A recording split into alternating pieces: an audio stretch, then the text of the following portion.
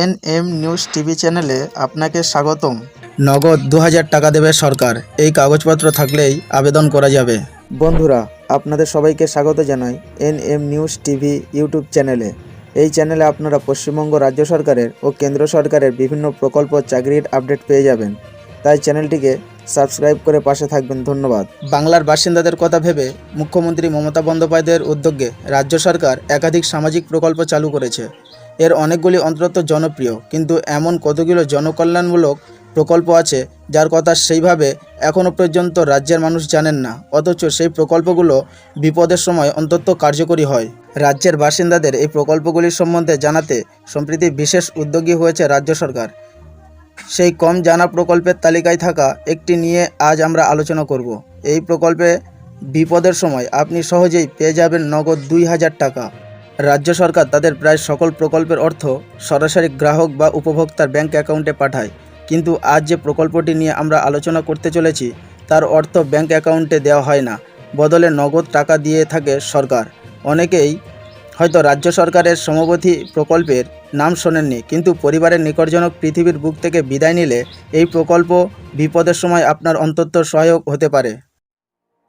সমবধি প্রকল্পে কেউ মারা গেলে তার সৎ কাজের জন্য পরিজনের 2000 টাকা আর্থিক সহায়তা করে থাকে পশ্চিমবঙ্গ সরকার। অনেকেই বিষয়টি নিয়ে তির্যক মন্তব্য করতে পারেন, কিন্তু যাদের আর্থিক সক্ষমতা নেই তাদের কাছে এই বিপদের সময় যাবতীয় ধর্মীয় প্রথা মেনে সৎ কাজ করার জন্য 2000 টাকার সাহায্যটা অনেকটাই। তবে এই প্রকল্প সম্বন্ধে সচেতন না থাকায় অনেকেই এর সুযোগ পেতে বঞ্চিত হচ্ছেন। 2016 সালে চালু হয় সমবধি প্রকল্প।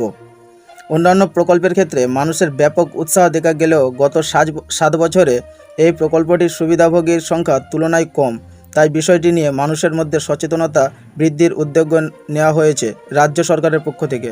কারা কারা সমবধি প্রকল্পের সুবিধা পাবেন? কেউ প্রয়াত হলে তার নিকটজন এই প্রকল্পের অধীনে 2000 টাকা অনুদান পেতে পারেন। সেক্ষেত্রে মৃত ব্যক্তিকে অবশ্যই পশ্চিমবঙ্গের স্থায়ী বাসিন্দা হতে হবে। নম্বর 2, সমবধি প্রকল্পের আর্থিক সুবিধা সকলকে দেওয়া হয় না। প্রান্তিক মানুষদের জন্যই মূলত এই প্রকল্প আনা হয়েছে। যারা আর্থিকভাবে দুর্বল, দরিদ্র, আর্থিকভাবে অনগ্রসর শ্রেণীর অন্তর্ভুক্ত, সেই সকল মানুষরাই কেবলমাত্র সমবধি প্রকল্পের সুবিধা পাবেন।